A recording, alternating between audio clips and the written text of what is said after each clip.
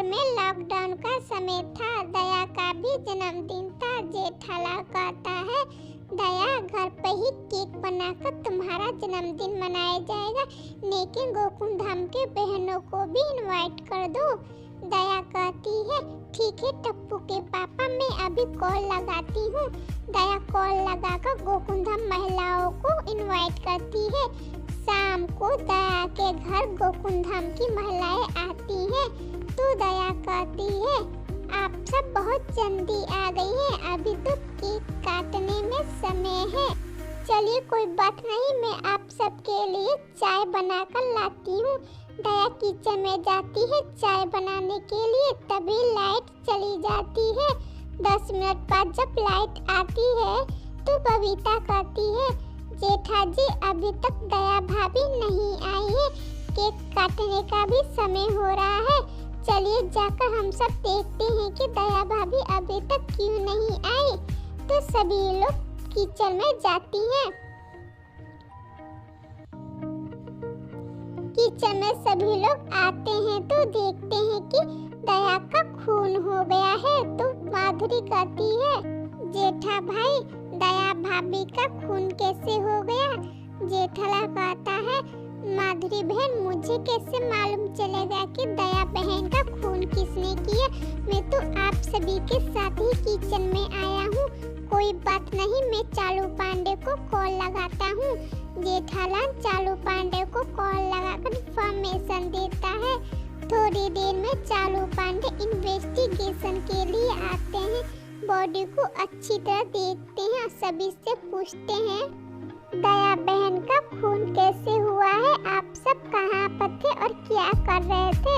जेठालाल कहता है, चालू पांडे जी दया का जन्मदिन था, लाइट थोड़ी देर के लिए चली गई थी। जब लाइट आई तो हम सब किचन में आए तो देखे कि दया का खून हो गया है। इसके अलावा मुझे कुछ नहीं मालूम।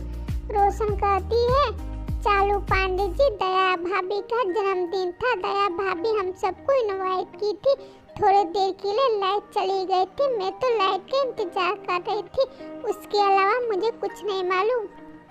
माधुरी कहती है, चालू पांडे जी लाइट 10 मिनट के लिए गई थी, मैं तो वहाँ से हिली भी नहीं, मैं तो लाइट का इंतजार ही कर रही थी। इसके अलावा दया भाभी का खून कैसे हुआ मुझे नहीं मालूम।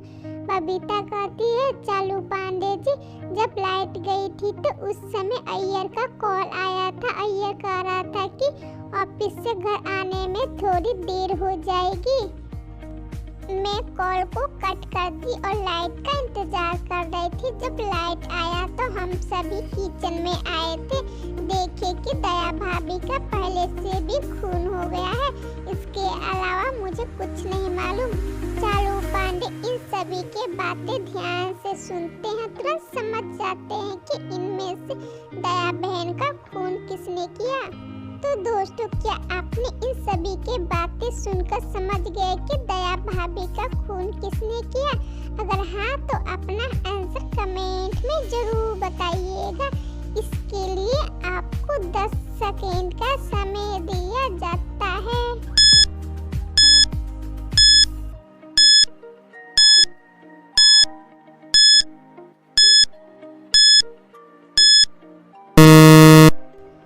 दोस्तों चलिए जानते हैं कि दया का खून किसने किया।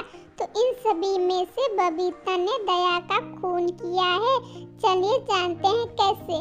क्योंकि वीडियो की स्टार्टिंग में मैंने बताया था कि लॉकडाउन का समय था, लेकिन जिस समय चालू पांडे सभी से पूछताछ कर रहे थे उस समय बबीता ने कहा था कि अय्यर का कॉल आया था। अय्यर कह रहा था कि ऑफिस से घर आने में थोड़ी देर हो जाएगी। लेकिन दोस्तों, लॉकडाउन में ऑफिस कैसे खुल सकता है? लॉकडाउन में सभी चीज तो बंद थी।